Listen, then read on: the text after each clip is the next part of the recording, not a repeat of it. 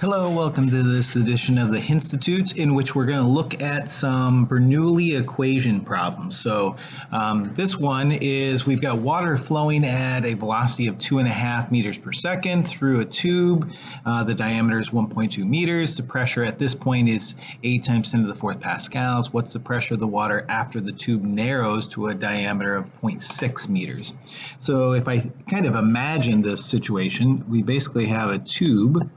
It's coming in and it's wide, and then it's going to narrow down into a smaller tube.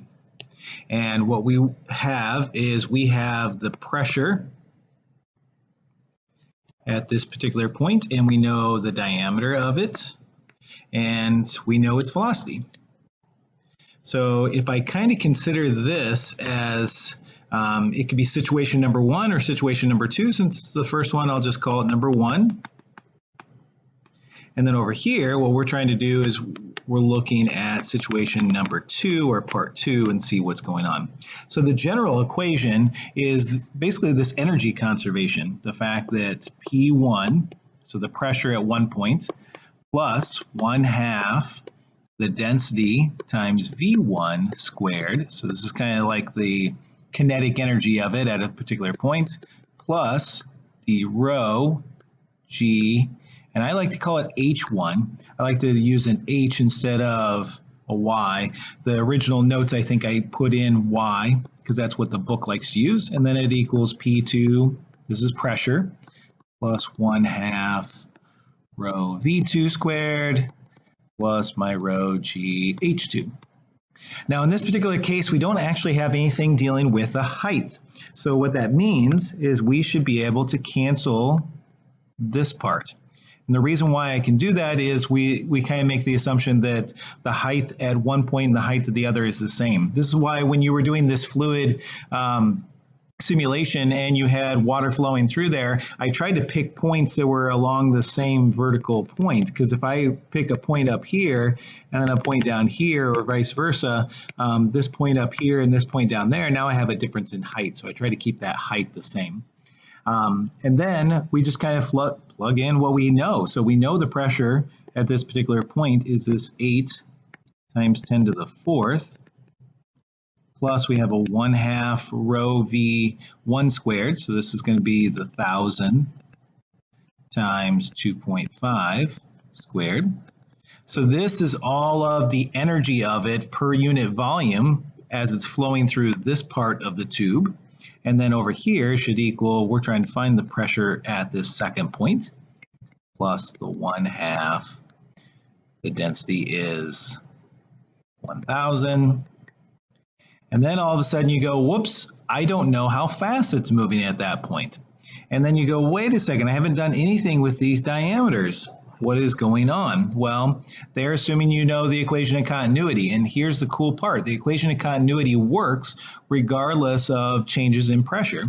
So we know that A1 times V1 should equal A2 times V2. So we're going to pull that out as well.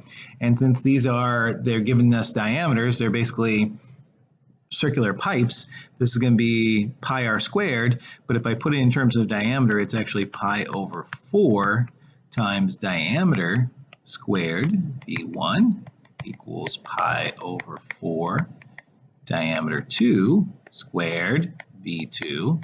I can get rid of my pi over 4s, they're not actually important. So since area is dependent on diameter squared, we have this relationship. I can actually find V2 because I can plug those numbers in. Now I specifically picked numbers where the diameters happen to be half as big, and I want to kind of show you something.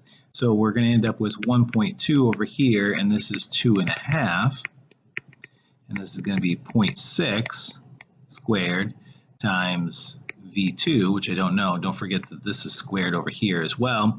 So if I plug that into my calculator, what I basically have is 1.2 squared times my 2.5. This gives me 3.6. And over here, I've got 0.6 squared. So that's 0.36 times V2. I divide those, and you can see instantly already what's going to happen is V2 is 10 meters per second. Basically what happened by cutting the diameter in half, since the speed is related to diameter squared, or the area, by cutting the diameter in half, you actually got 4 times the speed. So when this went from 1.2 down to 0.6, it actually caused it to be 4 times faster. And so I put in 10 squared over here, and then it's just solving this math. So we've got all the numbers on the left side, we've got the numbers on the right side. We should be able to kind of multiply everything out. So I'm going to go ahead and do that. If I take 0.5 or 1/2 times 1,000 times 2.5 squared, this part is 3125.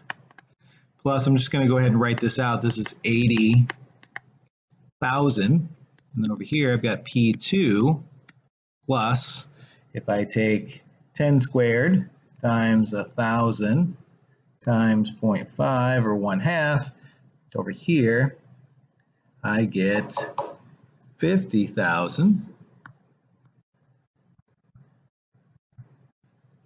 Now I just have to solve for P2.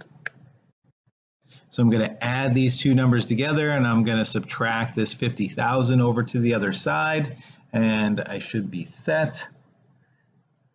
So my 80,000 plus the 3125, and then I'm going to subtract the 50,000, and I get the pressure is 33,125. This would still be in pascals.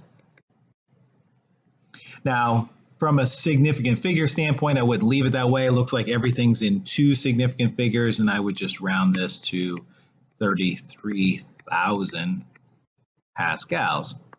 Then I always like to look at that answer, does that make sense? So one of the things with Bernoulli's equation, and you saw this with the fluid dynamics lab, the video that we watched, if you have a fluid moving faster, it'll apply a lower pressure, a smaller pressure on its environment.